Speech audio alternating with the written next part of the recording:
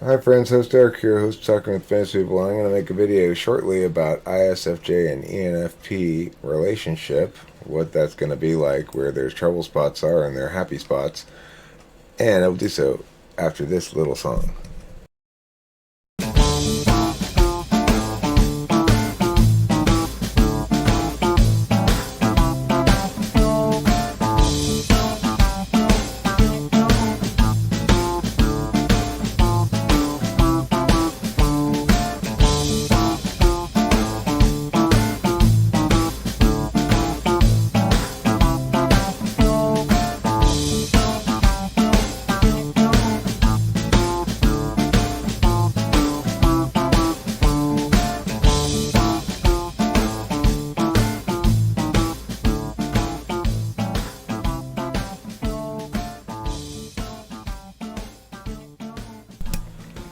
Alright, welcome back. So, I'm making this video in honor of Kimberly informing me that she's got a client apparently who knows about cognitive functions or MBTI or whatever, and well, she knows at least her own type and her husband's type, and that they're ISFJ ENFP. So I thought it'd be fun to make a video on that pairing, and apparently they might. She told them about the channel or talked to them about the channel, and so there's a decent chance they might check it out. And I thought I'd make this video. So here's the thing about this chart here: is it tells you what each type has in each cognitive function slot. If you don't know anything about cognitive functions, you don't know anything about personality types yet, I'm going to try to lay it all out as quickly and as simply as I can. It's kind of complicated, but it goes like this. Each of you have a dominant function or a program function, a nature, and that's your first slot function. And it comprises your implicit value, which means it's what you need to be able to engage with that in order to have any interest at all in a given thing. Now, for the ISFJ, it's interpreted sensing. That's SI. That's knowing through your own experience. And it's a physical function. That's why there's a little P next to it, which means it's about experience, not about representation or meaning. ENFP, extroverted intuition, is the dominant function. It's the same dominant function as me. NE is called, and it's a metaphysical function, which means it's all about meanings and representations and words. So basically, you could say the dominant function of the ISFJ is to remember and know what's come before and manage the existing resources in her life. The ENFP's dominant nature is to talk about ideas of some sort. So the relationship dynamic is in the first and fourth slot, ENFP and ISFJ are perfectly aligned. ENFP provides the NE that allows ISFJ to expand beyond her own experience. As an SI dom, introverted sensing dominant personality, she's prone to ideational ruts and to seeing only the risk in possibilities, whereas ENFP enables the ISFJ to realize her own NE and to understand that possibilities are ways out of that sort of doomsday default defense of the ISFJ. More on that in the fourth slot function, because these ones link. The 1 and the 4 link such that if you have this in your if you have a fourth slot function, you seek a significant other to give you that other thing. So you seek NE if you're the ISFJ, and that means your husband provides it, fortunately, and that's perfect. And your husband seeks SI, and the wife provides it. This is for Samantha and Ryan, who that's the ISFJ is a woman and the ENFP is a man. Okay, so let's look at the tool functions. Here's where we run afoul of each other. The tool functions, though, are instrumental values. You do not value them absolutely in and of themselves, but if you're not able to utilize your tool function in dealing with things in the world, you'll become very frustrated and possibly angry. The ISFJ's tool function is extroverted feeling. That's a metaphysical or meaning-based function again. And the extroverted feeler is somebody who interfaces with the world by knowing social systems, how things play socially, and how they've done before, and how to understand a given person by their motivations, likes, dislikes, and so forth across time, growing across time through experience with that individual. So, that's the SIFE tool function pair. The more you know about somebody, the more you can predict their behavior and understand how their motivations and moods link to how they act. But the ENFP has as their tool function a deliberation function, not an interface function, and it's because their dominant function is an action function. Talking is an action of sorts. The introverted feeling tool function is one where the ENFP is going to look to their own priorities, their own what's authentic to them, what's important to them, as a determiner factor in what to then say or talk about. So in other words, they deliberate with their feelings about what's true to them according to their feelings, and then speak accordingly. This is a bit of a problem because FI and FE often run afoul of each other. FI says what matters is what's authentic to me. FE says what matters is what plays well with everybody.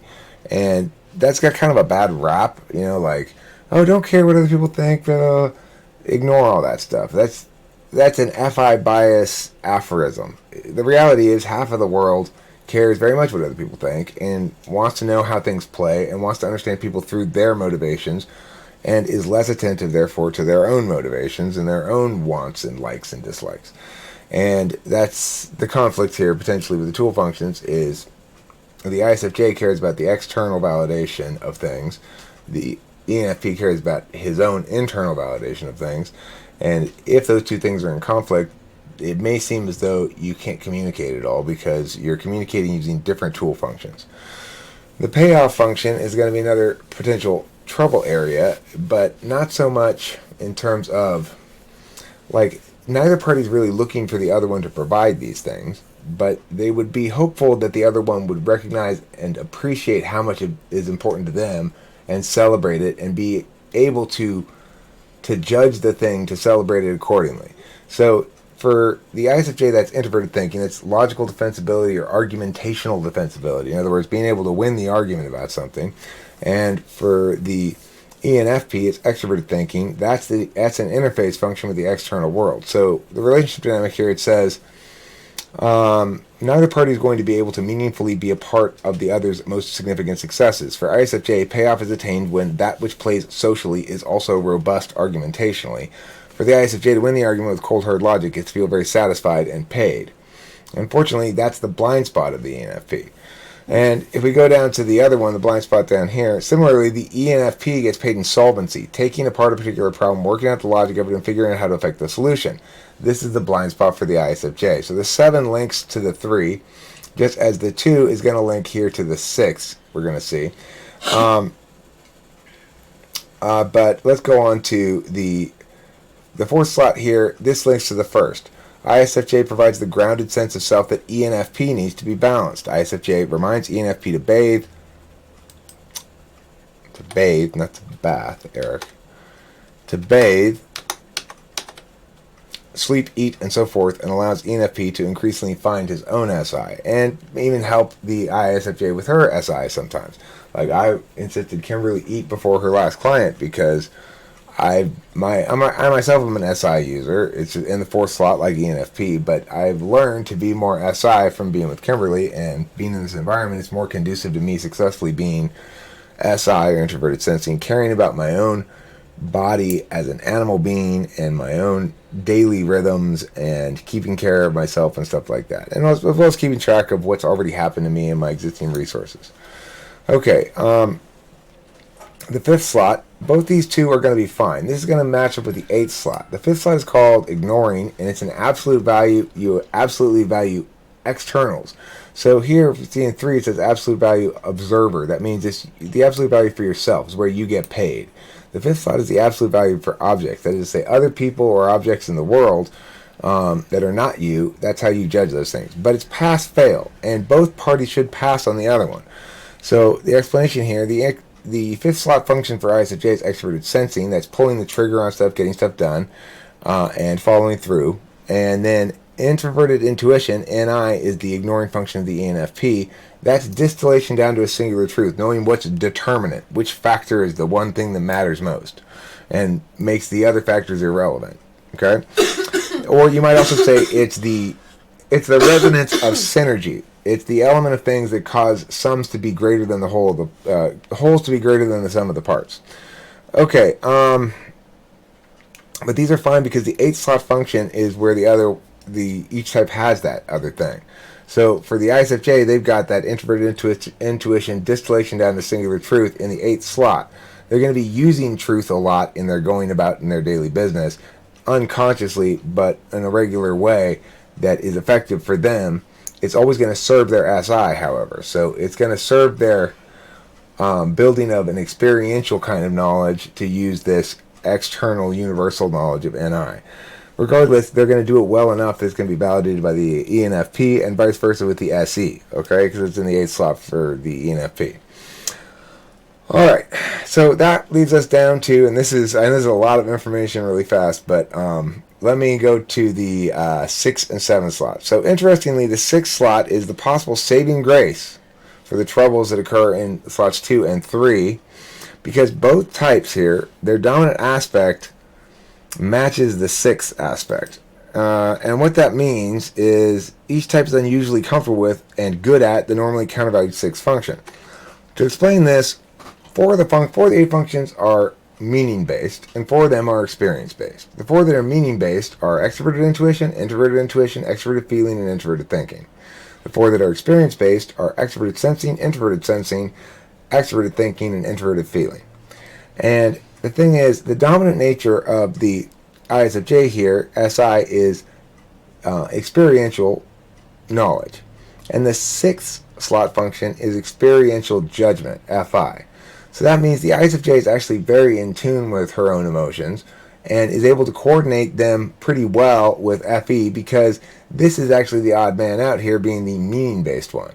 So in that regard, FE meaning for the ISFJ always serves the experience of their own feelings and their own experience and their own history and stuff like that, and the build of self that occurs over time, which makes them more comfortable with FI in general than most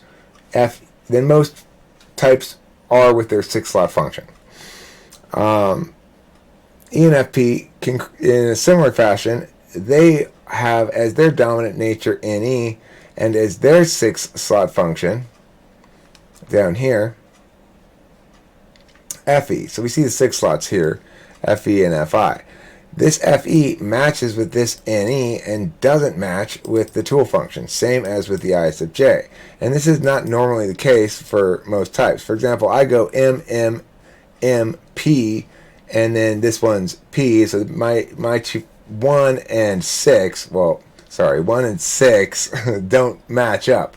But you'll notice the 1 and 6 match up for both these types, P, P, M, M, which means they're much more friendly to the other person's tool function than they would otherwise be. And some of the problems here with the 2-3 may be resolved by that fashion, because they're mixed types in this way, where they are balanced. They have 1 physical and then 3 metaphysical, or 1 metaphysical and 3 physical, and that helps them to counterbalance some of the natural conflicts that happen with 2 and 3.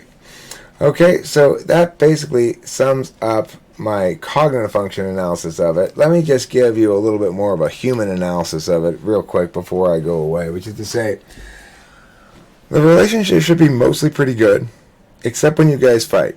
And when you fight, there's going to be significant communication problems, because ultimately the fight's going to come down to 2 conflicting metrics. The extroverted intuitor, the ENFP, is going to be saying, you're too limited in your thinking, ISFJ. You're not accepting these other possibilities. You're not being open enough to these other truths than the ones that you are experientially prone to or biased towards. And then they're going to say, now look, this is really valid because of my powerful feelings about it, how important it is to me, and how significant it is to us, and why it matters so much. Now, as an extroverted feeler, with introverted thinking as your 3rd slot, you're ultimately going to be saying, yeah, but is this fair to me? And is it fair in a way that's socially attentive? In other words, does it make the gesture that shows you're making enough of an effort to be considerate towards me to pass general muster for such? Does it care about my perception in the eyes of other third parties, not you and me? And that FI authenticity tool function is going to say, you shouldn't be caring about that right now, ISFJ. You shouldn't be caring about whether this is going to play on a general level. You should only be caring about whether it matters to us, you and me, and our strong feelings. So that's going to be the problem area, and whether or not that 6-slot aspect balance ends up being enough to counterbalance some of those possible conflict areas is going to be an individual case-by-case basis, I guess. Probably it'll help you balance them better, having heard this. I know if you're not that familiar with cognitive functions, it's an awful lot of information very, very fast. But hopefully it resonates with you, and hopefully you enjoyed the video, and everybody else out there who happens to watch it who are not, Samantha and Ryan, if you enjoy the video, that's okay too, even though you're not there. Hi Samantha, hi Ryan, it's Kimberly. Don't forget to eat plenty of cheese. And here's the song again before we go.